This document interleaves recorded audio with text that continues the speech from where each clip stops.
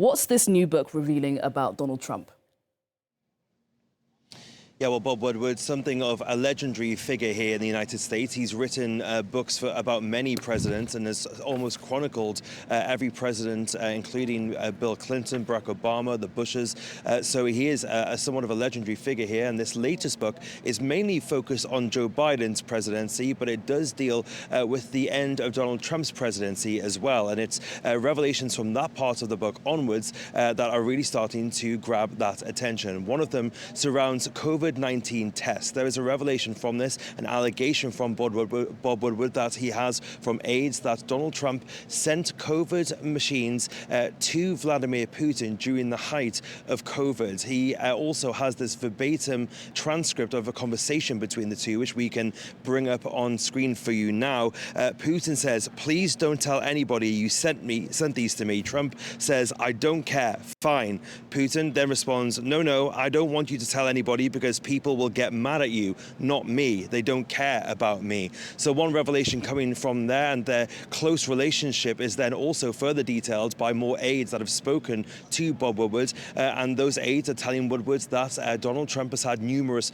phone calls with Vladimir Putin since he's left office in 2021. One aide, as recently as earlier this year, said that he was told to leave the office so that Trump could have a conversation with Vladimir Putin. We're told they've spoken as many as 7 times, although the contents of those conversations are not known. There has been a bit of pushback on this by the Trump camp. Jason Miller, a top aide of Donald Trump, said to Bob Woodward that he would push back on these stories. And Stephen Chung, who's the director of communications for the Trump campaign, went even further. In a statement on Tuesday, he said that all of the stories in this book were the work of a truly demented and deranged man who suffers from a debilitating case of Trump derangement syndrome. So some choice words there from Stephen Chung.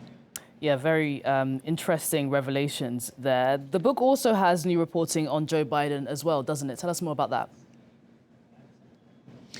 Yeah, well, this is a lot of this is kind of backing up earlier reporting that Joe Biden is a fan of expletives, something that has been known to have happened behind the scenes here at the White House. Well, there are new revelations coming out about him and his choice words as well.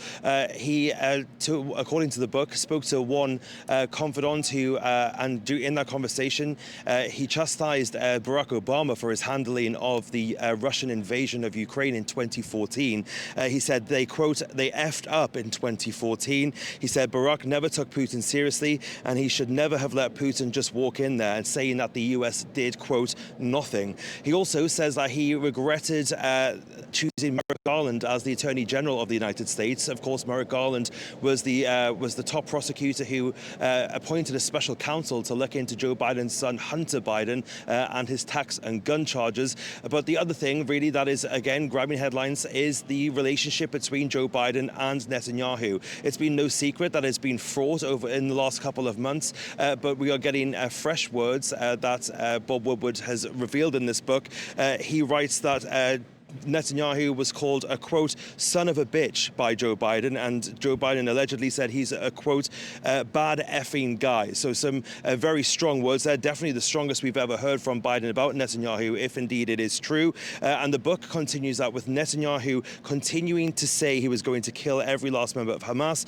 Biden had told him that was impossible, threatening both privately and publicly to withhold offensive U.S. weapons shipments to the country. So some big revelations from this book, and you can get your hands on it when it comes out in a couple of days' time.